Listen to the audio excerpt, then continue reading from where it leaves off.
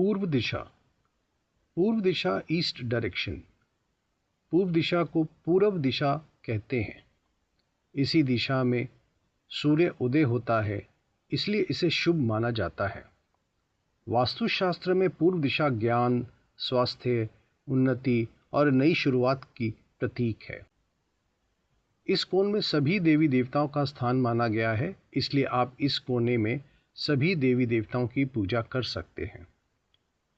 वास्तु के अनुसार इस दिशा में मुख्य द्वार, पूजा स्थल या खिड़की होना शुभ माना जाता है। पूर्व ईशान।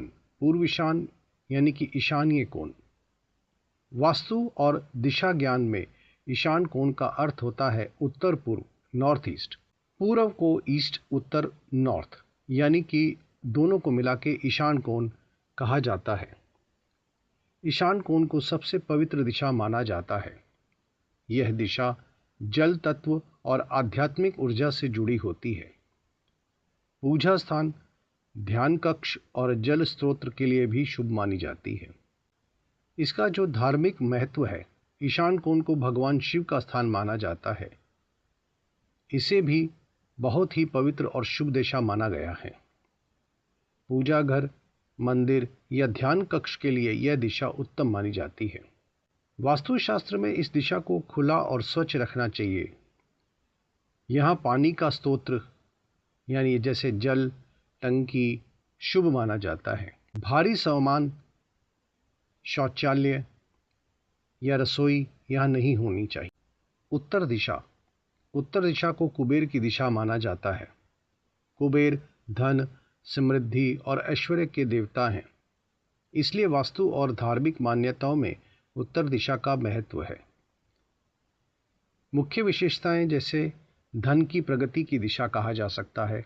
व्यापार, नौकरी और आर्थिक उन्नति से जुड़ी हुई दिशाओं में यह उत्तर दिशा जो होती है वो बहुत ही महत्वपूर्ण होती है। वास्तुशास्त्र के अनुसार इस दिशा में तिजोरी, धन से जुड़ा काम, ऑफिस या अध्ययन कक्ष शुभ माने जाते हैं। भारी सामान या कचरा रखना अशुभ माना जाता है और यहाँ खिड़की या खुला स्थान होना बहुत ही अच्छा होता है। उत्तर दिशा में मुख करके जप, ध्यान और पूजा करने से सकारात्मकता और ऊर्जा बढ़ती है। उत्तर वायुकोण। यह उत्तर और पश्चिम में यानी कि उसके बीच के कोण को उत्तर वायु कोण कहा जाता है। यह दिशा वायु तत्व से संबंधित मानी जाती है। घर में उत्तर वायु कोण का उपयोग क्या रखें? खिड़की या वेंटिलेशन, हल्का फर्नीचर, अध्ययन कक्ष, ध्यान योग स्थान, हरे पौधे जैसे कि तुलसी और मनी प्लांट। और क्या ना रखें? भारी अलमारी ना रखें, सीढ़ियाँ, स्टोर रूम, सेप्टिक टैंक या भारी मशीनें यहाँ नहीं रखनी चाहिए। मंदिर पूजा स्थान में हल्का पूजा स्थान बनाया जा सकता है, लेकिन मूर्तियाँ जो होती हैं वो भारी ना हो। और अगर ईशान कोण आपके पास उपलब्ध ना हो तो ये दूसरा विकल्प माना जाता है, वरना तो ईशान कोण को ही बेहतर कहा गया है।